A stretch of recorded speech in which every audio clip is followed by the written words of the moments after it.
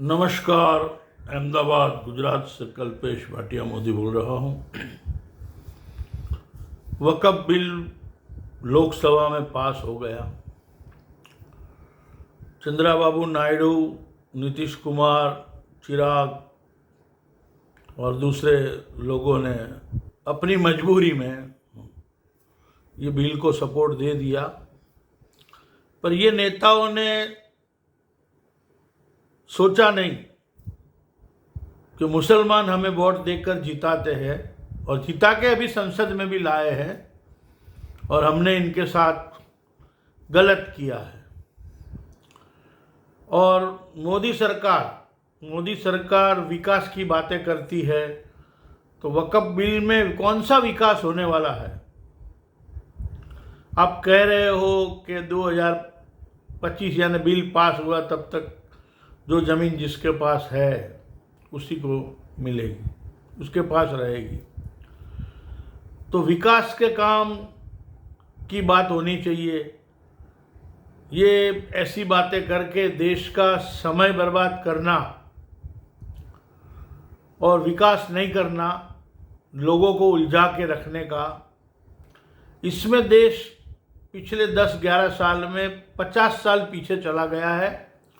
और मोदी जी ने 260% कर्जा बढ़ा दिया है। देश में 65-67 साल के कांग्रेस और दूसरी पार्टियों के शासन में जो कर्जा था उससे लोगों ने 2.5 गुना कर्जा ज़्यादा कर दिया है। कौन सा विकास है?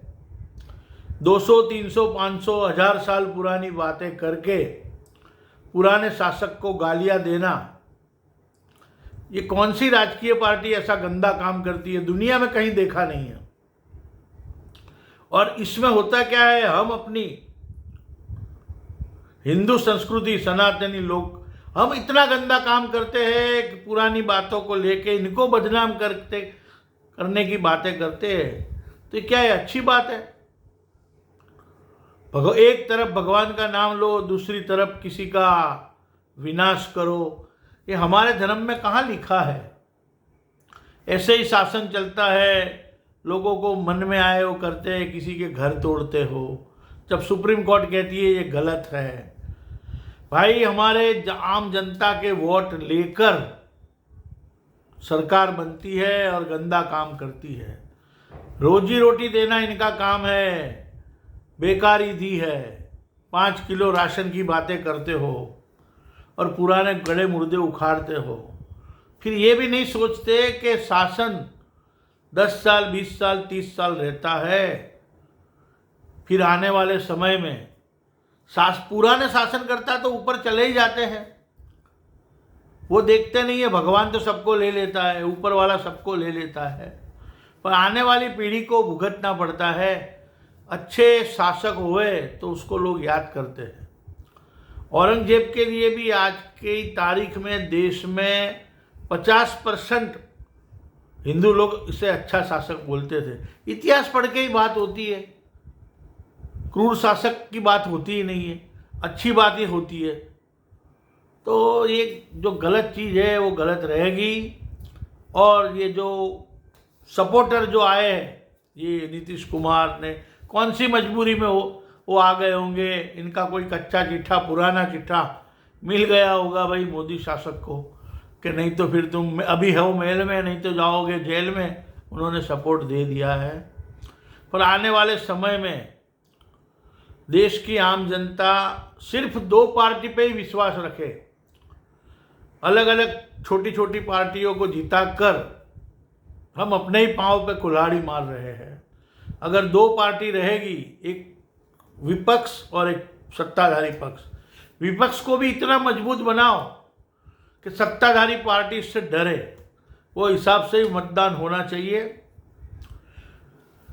नहीं तो आने वाला समय दिन पे दिन हमारे देश की आम जनता के लिए, मिडिल क्लास के लिए, गरीबों के लिए तो नरक समान ही रहने वाला है। वक़्फ़ के बिल के बाद यानी कंप्लीट होने के बाद 1-2% ज़मीन अपने यार दोस्तों को ये शासक दे देंगे। कुछ भी काम गलत करेंगे, पर देश का शासन सही नहीं है, नहीं है, नहीं है। चोखा बोलना, अंतरात्मा की आवाज़ उठाना, ये हमारा हक है, हम बोलते हैं। दो कौम हिंदू मुसलमान हमारे देश के ही रहवासी है, देश की कौम है, हम एक दूसरे के भाई हैं। पर ये गलत राजनीति के कारण नई पीढ़ी कुछ समझ नहीं रही है और ये लोग विकास के नाम से क्या बात करते हैं। देश का विकास होना चाहिए पर ये बात नहीं होती। नौकरी रोजगार कुछ भी नहीं है और आने वाले समय में हमारी पीढ़ी का क्या होगा। पैसे वाले जो आदमी है 50, 100, 150 करोड़ वाला क्या कमाई वाले, वो तो देश छोड़ के कितने करीबन 1 लाख से ज़्यादा फैमिली भारत छोड़ के चली गई है, उसमें 90% हिंदू ही चले गए हैं। पर आम जनता कहाँ जाएगी? ये लोग आम जनता सोचे तो सही बात है। जय हिंद, जय भारत।